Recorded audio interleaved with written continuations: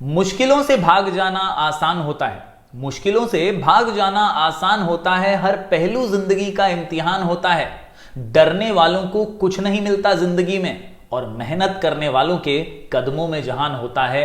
कदमों में जहान होता है। नमस्कार दोस्तों, मैं हूं जयेश राजगुरु और स्वागत है आप सभी का इस नए इंटरेस्टिंग यूट्यूब वीडियो में।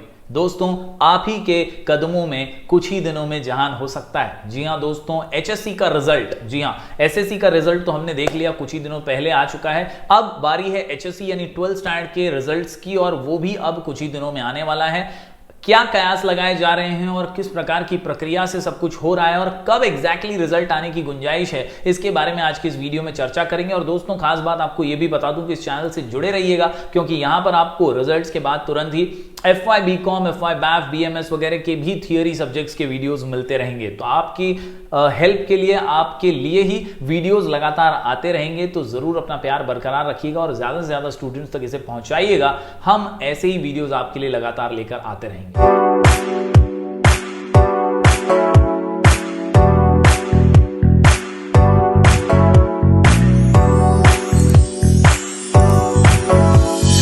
अगर बात करें 12th स्टैंडर्ड के रिजल्ट्स की दोस्तों, तो रिजल्ट्स की बातें अब एकदम अंतिम चरण पर हैं, ऐसा भी हम कह सकते हैं। काम काज ऑलरेडी जो है कॉलेजेस शुरू कर चुकी हैं। कुछ ही दिनों पहले से ये जो है सर्कुलर्स के माध्यम से, जीआरस के माध्यम से महाराष्ट्र बोर्ड ने सभी कॉलेजेस को ये कह दिया था कि अब आपको इंटरनल इवैल्यूएशन के जरिए बोर्ड के रिजल्ट्स प्रिपेयर करके भेजने हैं। जी हाँ, आपको जैसा कि पता ही है, 10th स्टैंडर्ड, 11th स्टैंडर्ड और 12th स्टैंडर्ड के बेसिस पे आपका 12वीं का इस साल का रिजल्ट्स होने वाला है, और ये रिजल्ट्स बनाने की प्रक्रिया ऑलरेडी शुरू भी हो चुकी है। क्या एग्जैक्टली इंफॉर्मेशन है और डेट्स एग्जैक्ट क्या क्या हैं और किस दिन पे हमारा रिजल्ट आ सकता है, चलिए देख लेते हैं। जी हाँ दोस्तों, मेरे सामने ये पीडीएफ है, और इस पीडीएफ की अगर मैं बात करूं दोस्तों, तो ये पीडीएफ महाराष्ट्र बोर्ड की तरफ से आया था और सभी कॉलेजेस के लिए पीडीएफ था, जिसमें उन्होंने जानकारी बहुत ही क्लियर कट दी। जी हाँ, ये जानकारी जो इस डब्बे में है ना, ये आपके लिए बहुत ही यूजफुल साबित हो सकती है कि कब रिजल्ट आएगा। बहुत लोग कमेंट में पूछ रहे थे, सर 10वीं का रिजल्ट तो आ गया, अब हमारा क्या होगा, क्या हमारे लिए भी कोई सीईटी वगैरह होगी?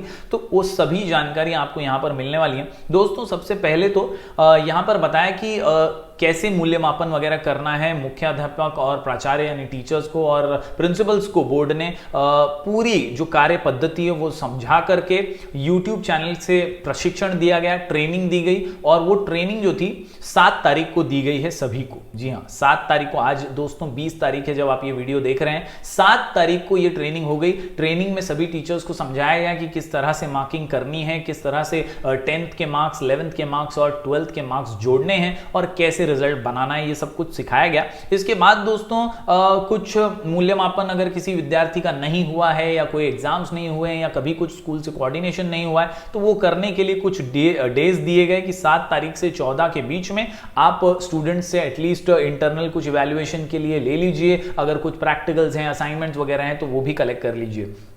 वर्ग शिक्षकांनी संकलित निकाल अंतिम करून तो उच्च माध्यमिक शाळा कनिष्ठ महाविद्यालयाच्या निकाल समितीकडे सादर करावे। यानी दोस्तों एक कमेटी बनानी है कॉलेजेस को, और कॉलेजेस जो कमेटी बनाएंगी उनको जो क्लास टीचर्स आपके होंगे वो पूरा का पूरा जो है रेडी करके 7 तारीख से 14 तारीख के बीच में देंगे। इसके अलावा जो डिटेल्स या जो मार्क्स का पूरा डेटा क्लास टीचर्स ने बना करके इस कमेटी को दिया होगा, वो कमेटी जो है पूरा का पूरा उसको जांचेगी, परखेगी, एकदम अच्छे से डिटेल में उसको एनालाइज करेगी, और उसके लिए कुछ डेज दिए गए थे 8 से 17 के बीच के।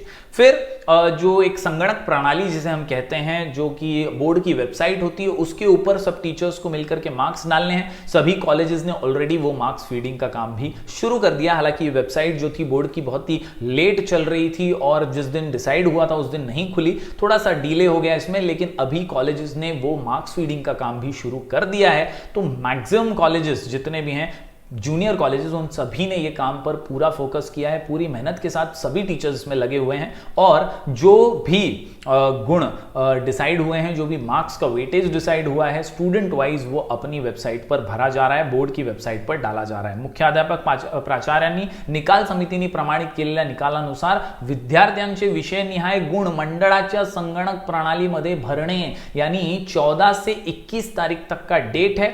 14 से 21 में सभी कॉलेजेस को जो है ये डेटा बोर्ड की वेबसाइट पर अपलोड कर देना है, डाल देना है। तो यानी 21 तारीख तक पूरा काम जो है कॉलेजेस की तरफ से खत्म हो जाएगा। 21, आज 20 है, कल 21 है, कल तक का कॉलेजेस के पास टाइम है। कॉलेजेस अपना रिजल्ट वगैरह बना करके पूरा का पूरा संगणक प्रणाली में यानी बोर्ड की वेबसाइट में फीड कर देंगे। इसके बाद क्या होगा दोस्तों, इसके बाद 21 से 23 सभी लोग जो कॉलेज की कमेटी में जुड़े हुए हैं, वो जो उन्होंने भरा है डेटा बोर्ड की वेबसाइट पर, उसी को प्रिंट करके स्टैम्प ठप्पा वगैरह मार के बोर्ड को सील बंद लिफाफे में भेज देंगे। यानी देखिए, हार्ड कॉपी सॉफ्ट कॉपी दोनों बोर्ड बनवा के ले रहा है। बोर्ड पूरी ताकीदारी रख रहा है, ध्यान रख रहा है कि किस तरह से रिजल्ट में कोई भी कमी नहीं रहनी चाहिए, परफेक्ट एकदम रिजल्ट बनना चाहिए। और उसके लिए ये सारा कामकाज जो है 21 से 23 तारीख के बीच में होगा। अल्टीमेटली मैं आपको सिर्फ ये बताना चाहता हूं कि 23 तारीख तक,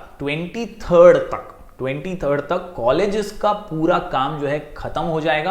पूरा काम कॉलेज बोर्ड को दे देगा कंप्लीट करके। उसके बाद बोर्ड जो है इसका इवैल्यूएशन करेगा, इसका क्या बोलते हैं मार्क्स फीडिंग वगैरह करना है या डेटा एंट्री वगैरह कुछ करनी है या रिजल्ट के स्ट्रक्चर में इसको पूरा डिक्लेयर करना है, तो उससे रिलेटेड काम करेगा। हालांकि ज्यादातर काम सब कॉलेजेस का ही है और कॉलेजेस ने वो कंप्लीट कर लिया है ऑलमोस्ट।